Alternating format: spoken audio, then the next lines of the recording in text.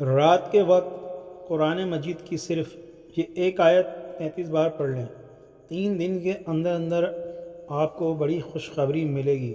ہر مسئلہ، ہر پریشانی فوری ختم ہو جائے گی انشاءاللہ۔ بسم اللہ الرحمن الرحیم۔ محترم ناظرین، آج کا وظیفہ بہت ہی خاص اور اس میں ایک قرآن مجید کی چھوٹی سی صورت کا عمل ہے۔ آج کی اس ویڈیو میں ہم جو عمل آپ کو بتائیں گے، یہ خاص وظیفہ قرآن پاک کی ایک چھوٹی سی صورت کی صرف ایک آیت پر مشتمل ہے، اور آپ نے اس عمل کو لازمی کرنا ہے۔ انشاءاللہ تعالی اس عمل کو کرنے سے آپ کے پاس اتنا پیسہ، اتنا مال و دولت آ جائے گا۔ اگر آپ غریب ہیں، آپ کے گھر کے مالی حالات ٹھیک نہیں ہیں، تو آپ کے گھر کے مالی حالات اس قدر بہتر ہو جائیں گے کہ آپ کے جتنے بھی رشتہ دار ہیں وہ آپ کو دیکھتے ہی رہ جائیں گے۔ یہ خاص وظیفہ ہماری بہت سی بہنوں اور بھائیوں کو آزمایا ہوا عمل ہے۔ اللہ تبارک و تعالیٰ کے فضل و کرم سے گھر سے غربت اور تنگ دستی ختم ہو جائے گی اور گھر میں مال و دولت کی بارش ہونا شروع ہو جائے گی۔ تحقیق انسانی کا واحد مقصد یہ ہے کہ انسان اللہ تعالیٰ کی عبادت و بندگی کرے۔ اس کے علاوہ جتنے بھی امور ہیں جن کو انسان انجام دیتا ہے، اس لیے ہیں کہ تاکہ وہ عبادت الہی کے معاملے میں انسان کے معاون بن سکیں۔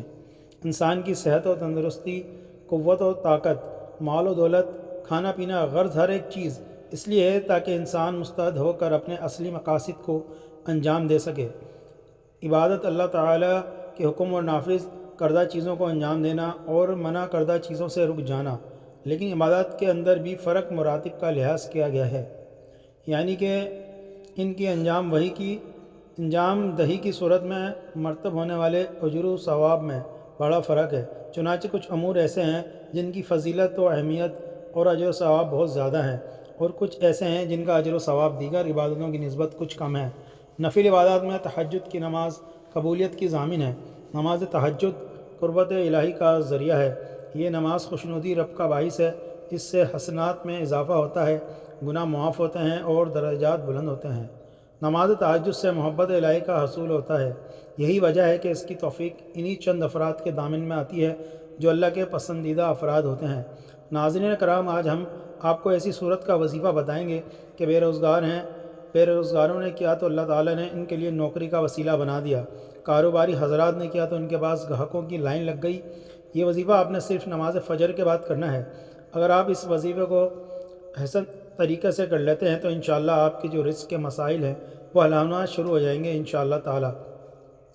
رزق کی رکاوٹیں، بندشیں دور ہو جائیں گی۔ یہ ایک ایسی صورت ہے جن لوگوں نے بھی پڑھا اللہ تعالیٰ نے اسے غنی بنا دیا۔ جن لوگوں نے بھی اس کو کیا ان کے کاروبار خوب پھلے پھولے ہو گئے۔ آج آپ کے لیے وظیفہ لے کر آئے ہیں۔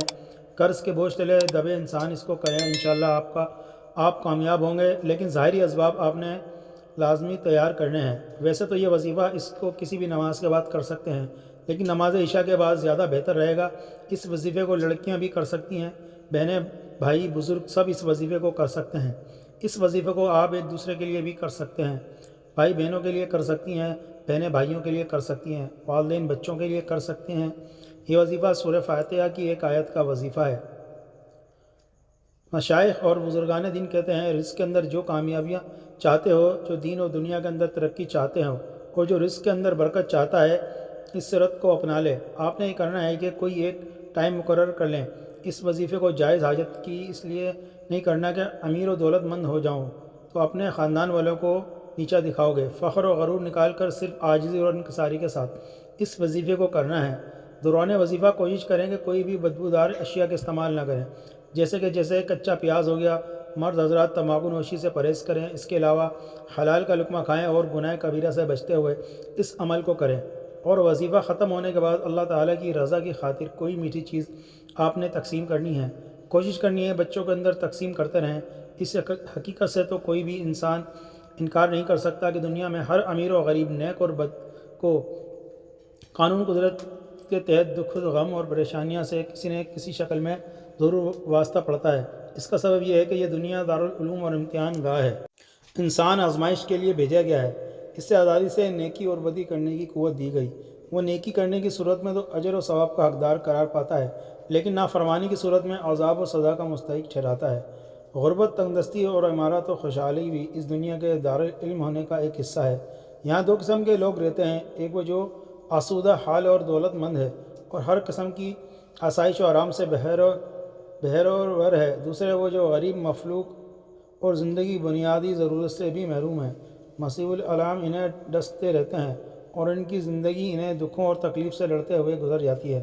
انسان کسی بھی گروہ سے تعلق رکھتا ہے، اسے دکھوں سے مغفر نہیں ہوتا۔ یہ الگ بات ہے کہ کسی کو کم اور کسی کو زیادہ دکھوں سے واسطہ پڑتا ہے، اور پھر اسے زندگی گزارنا ایک پہاڑ نظر آنے لگتی ہے۔ وہ چاہتا ہے کہ مصائب سے چھٹکارا حاصل کرے، اور وہ اس دکھ بھری دنیا کے سمندر میں کسی حقیر سے پانی کی طرح بہنے کے باوجود ہاتھ پاؤں ضرور مارتا ہے اور یہ کوشش کرتا رہتا ہے کہ دکھوں سے نجات پالے، لیکن وہ تب تک اپنی ہر پریشانیاں اور دکھوں سے نجات نہیں پاتا جب تک کہ وہ اللہ تعالیٰ اور اس کے پیارے رسول کریم صلی اللہ تعالیٰ علیہ وآلہ وسلم کے بتائے ہوئے احکامات پر عمل پیرا نہیں ہو جاتا۔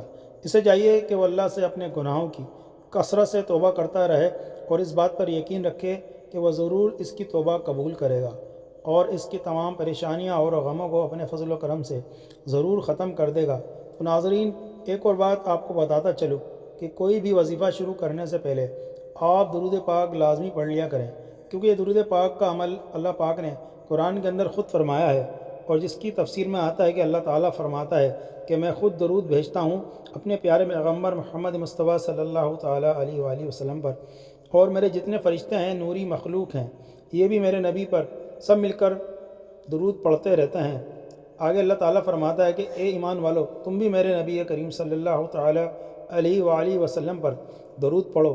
یہ میرے اللہ پاک کا ہمیں واضح حکم ہے، اور یہ عمل اللہ کی ذات خود بھی کرتی ہے کہ قرآن پاک کی سورہ احزاب میں ارشاد بار تعالیٰ ہے کہ ترجمہ، بے شک اللہ اور اس کے فرشتے نبی صلی اللہ علیہ وسلم پر درود بھیجتے ہیں۔ اے ایمان والو، ان پر درود اور خوب سلام بھیجو۔ حضرت ابو طلحہ انصاری رضی اللہ تعالیٰ عنہ فرماتے ہیں، ایک دن حضور کریم صلی اللہ علیہ وسلم تشریف لائے اور بشاشت چہرہ اقدس میں نمایاں تھے۔ ارشاد فرمایا، میرے پاس حضرت جبرائیل علیہ السلام آئے اور کہا، آپ کا رب عزوجل فرماتا ہے کہ آپ راضی نہیں کہ آپ کی امت میں جو کوئی آپ پر درود بھیجے میں اس پر 10 بار درود بھیجوں گا، اور آپ کی امت میں جو کوئی آپ پر سلام بھیجے میں اس پر 10 بار سلام بھیجوں گا۔ حضرت عبداللہ بن مسعود رضی اللہ تعالیٰ عنہ سے روایت ہے کہ حضور صلی اللہ علیہ وسلم نے ارشاد فرمایا، قیامت کے دن مجھ سے سب لوگوں میں زیادہ قریب وہ ہوگا جس نے سب سے زیادہ مجھ پر درود بھیجا ہے۔ حضرت انس رضی اللہ تعالیٰ عنہ سے روایت ہے، حضور کریم صلی اللہ علیہ وسلم نے ارشاد فرمایا، جو مجھ پر ایک بار درود بھیجے اور وہ قبول ہو جائے تو اللہ تعالیٰ اس کے 80 برس کے گناہ مٹا دے گا۔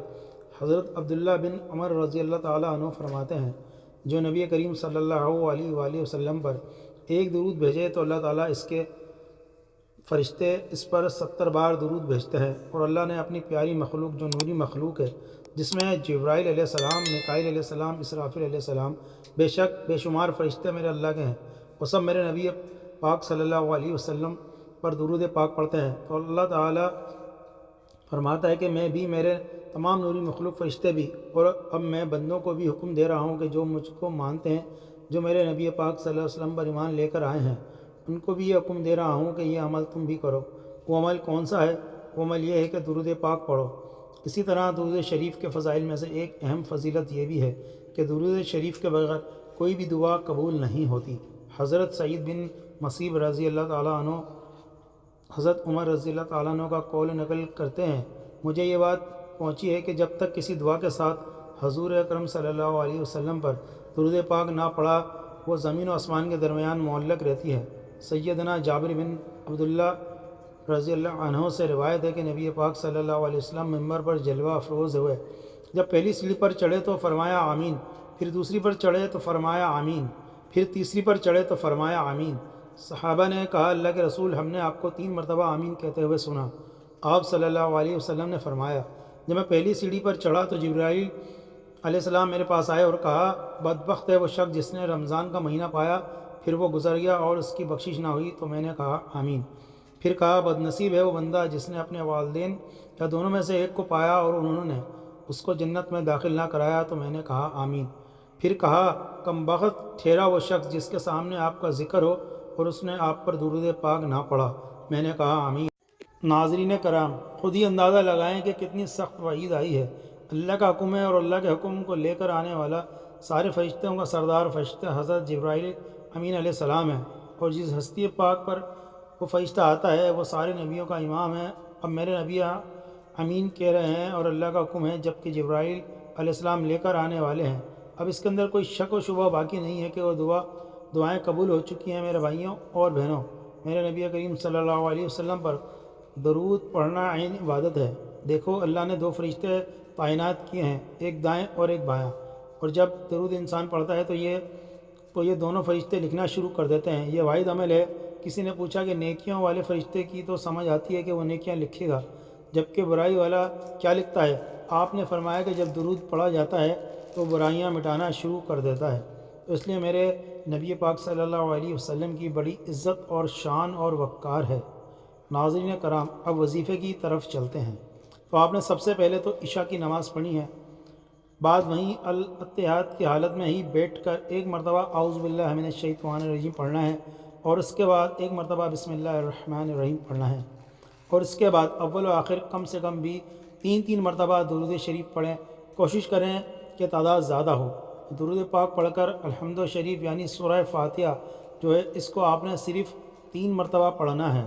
بسم اللہ الرحمن الرحیم، الحمد للہ رب العالمین الرحمن الرحیم مالک یوم الدین ایاک نعبد و ایاک نستعین اہدنا الصراط المستقیم صراط الذین انعمت علیہم غیر المغضوب علیہم ولا الضالین۔ لیکن ہر مرتبہ جب بھی اس آیت پر پہنچے تو یہی آیت 11 مرتبہ پڑھ لیں۔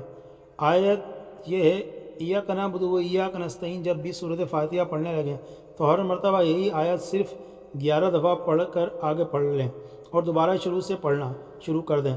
اسی طریقے سے صرف 3 مرتبہ سورۃ فاتحہ پڑھیں، لیکن یہی آیت 11 مرتبہ پڑھ کر پھر 11 مرتبہ آپ نے پڑھنا ہے۔